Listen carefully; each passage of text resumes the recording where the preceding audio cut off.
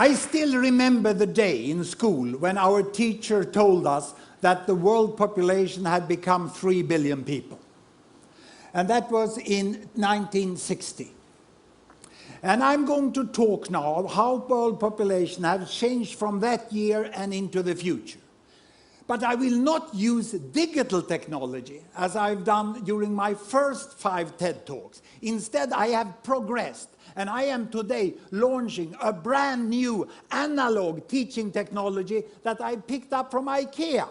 This box contains 1 billion people. And our teacher told us that the industrialized world, 1960, had 1 billion people. And the developing world, she said, they had 2 billion people. And they lived away then. There was a big gap between the 1 billion in the industrialized world and the 2 billion in the developing world.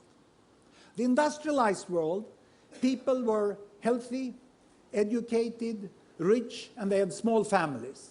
And their aspiration was to buy a car.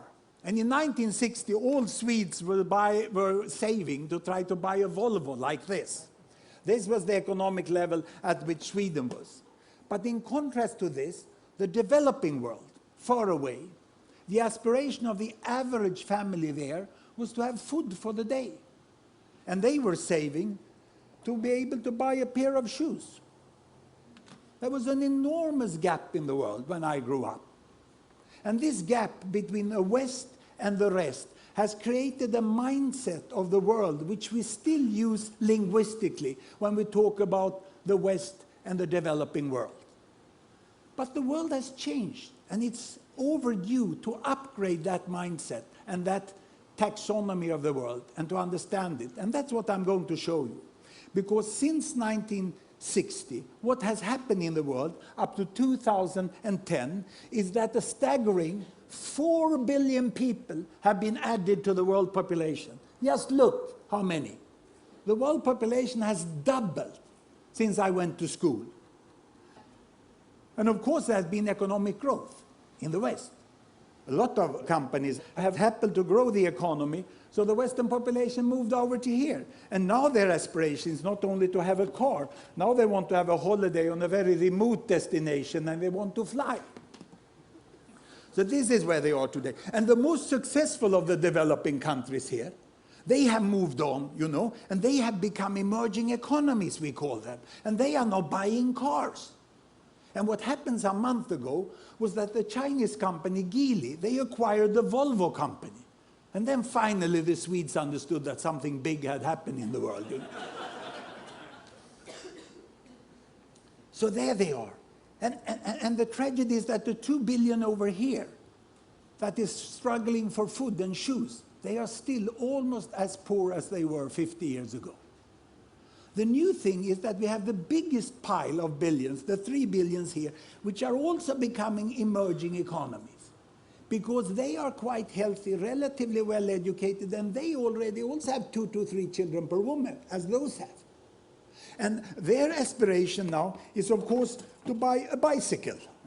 And then later on, they would like to have a motorbike also. But this is the world we have today. No longer any gap. But the distance from the poorest here, the very poorest, to the very richest over here, is wider than ever. But there is a continuous world from walking, biking, driving, flying. There are people on all levels, and most people tend to be somewhere in the middle.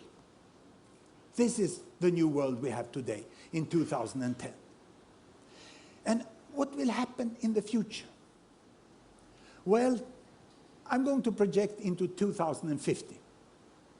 I was in Shanghai recently, and I listened to what's happening in China, and it's pretty sure that they will catch up, just as Japan did.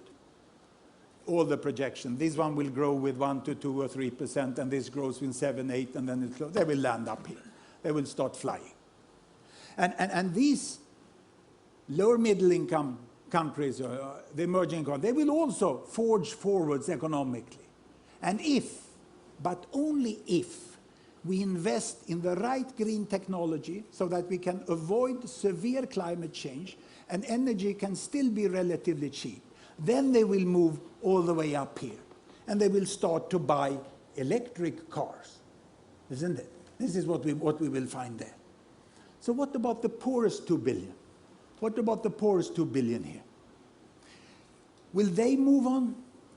Well, here population comes in, because there we already have 2 to 3 children per woman, family planning is widely used, and population growth is coming to an end. Here population is growing. So these 2 billions will in the next decades increase to 3 billions, and then will thereafter increase to 4 billions. There is nothing but the nuclear war of a kind we've never seen that can stop this from happening, because we already have this in process. But if, and only if, they get out of poverty, they get education, they get improved child survival, they can buy a bicycle and a cell phone and come here, then population growth will stop up there in 2050. We cannot have people on this level looking for food and shoes, because then we get continued population growth. And let me show you why, by converting back to the old-time digital technology.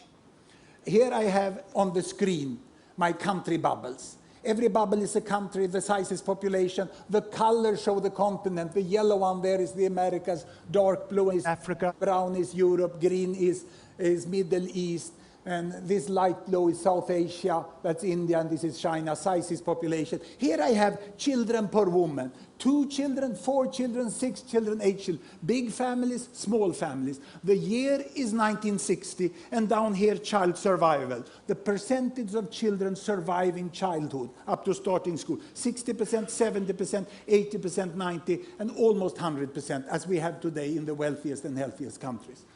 Look, this is the world my teacher talked about in 1960. 1 billion Western world here, high child survival, small families, and all the rest, the rainbow of the developing countries, with very large families and poor child survival.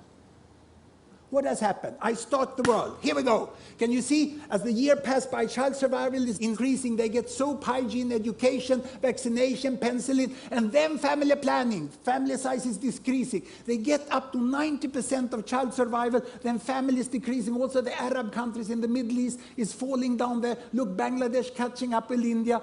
The whole emerging economy world joins the Western world with good child survival and small family size, but we still have the poorest billion.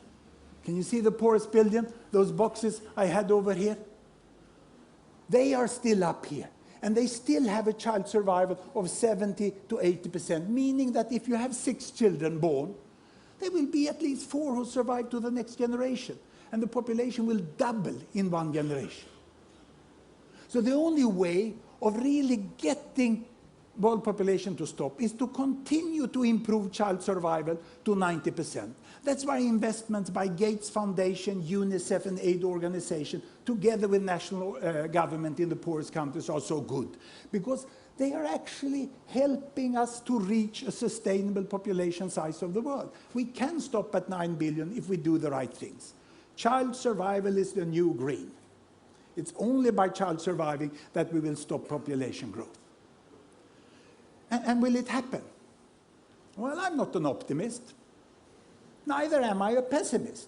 I'm a very serious possibilist. It's a new category, where we take emotion apart and we just work analytically with the world. It can be done.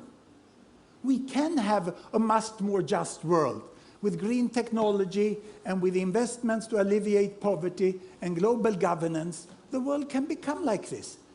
And look at the position of the Old West. Remember when this blue box was all alone, leading the world, living its own life? This will not happen.